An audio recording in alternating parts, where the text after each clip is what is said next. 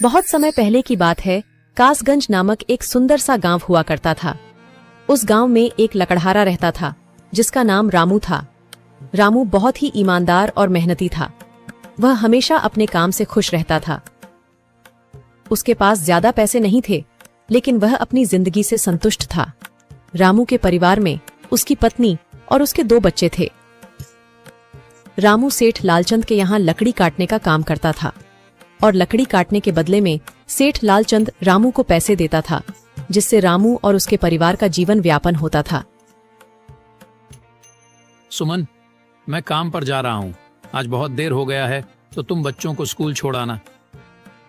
जी, school तो मैं छोड़ आऊंगी, लेकिन मोनू और चिंकी पिछले 2 दिन से कह रहे हैं कि उनके स्कूल की टीचर स्कूल की फीस मंगा रही है।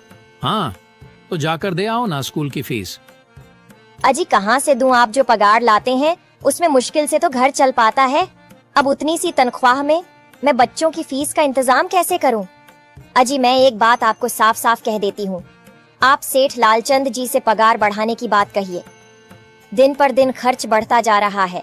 बाजार में अगर सब्जी लेने निकलो तो सब्जियों के दाम आसमान छू रहे हैं, और बच्चों की पढ़ाई का खर्चा, घर का खर्चा अब इतनी कम तनख्वाह में कैसे गुजारा होगा? ठीक है, मैं आज ही सेठ जी से थोड़ा पगार बढ़ाने की बात करता हूँ। इतना कहकर रामू काम पर चला जाता है।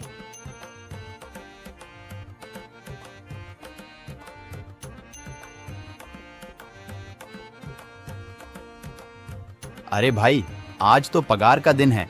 देखो, अब यह सेठ लालचंद कोई ना कोई लोचा जरूर करेगा। हमेशा कोई ना कोई बहाना बनाकर पगार कम कर देता है। और अगली बार तो मेरी आधी पगार काट ली थी, यह कहकर कि जो मैंने लालचंद जी से 200 रुपए उधार लिए थे, उसका ब्याज बढ़कर 1000 रुपए हो गया है। इसलिए मैं तुम्हारी पगार में से 1000 रुपए काट रहा हूँ। हाँ हरिया भाई, तुम एकदम ठीक कह रहे हो।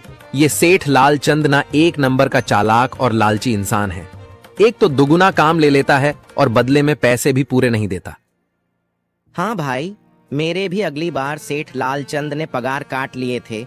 मैंने बस 2 छुट्टी ली थी जब मेरी बिटिया बहुत बीमार थी, और इस लालचंद ने इस बात का फायदा उठाकर मेरी पूरी आधी पगार काट ली। हे भगवान, बस सेठ जी इस बार मेरी पूरी पगार दे दें। बच्चों के स्कूल की फीस भी भरनी है। ऐसे सभी लकड़हारे अपने काम पर लग जाते हैं। काम करने के बाद सेठ लालचंद के पास जाते हैं।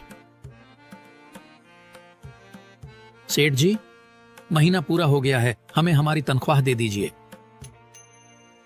देखो भाइयों, अभी मेरे पास तुम्हें देने के लिए पैसे नहीं है। अभी माल नहीं बिका है, सारा माल गोदाम में ही पड़ा हुआ है। कल या परसों तक तुम्हें तुम्हारी तनख्वाह मिल जाएगी। पर सेठ जी, अभी हमारे पास बिल्कुल पैसे नहीं बचे हैं।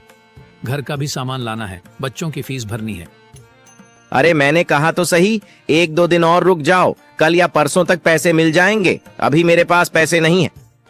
सभी लकड़हारे निराश मन से अपने अपने घर आ जाते हैं। अजी क्या हुआ? इस बार कितना पगार मिला है? सुमन, अभी कोई पगार नहीं मिला। सेठ जी ने कहा है कि 1-2 दिन में पगार मिल जाएगा। पगार नहीं मिला? आपको तो पता है ना, बच्चों की फीस भरनी है। इनकी स्कूल टीचर ने आज साफ साफ चेतावनी दे दी है कि अगर कल फीस नहीं लाई तो बच्चों को घर पर ही बिठा लेना। अब बताओ मैं क्या करूं? मैं क्या करूं सुमन, ये सेठ जी समय पर कभी पैसे देते ही नहीं है। अब तो बस हम इंतजार के सिवा और कुछ नहीं कर सकते।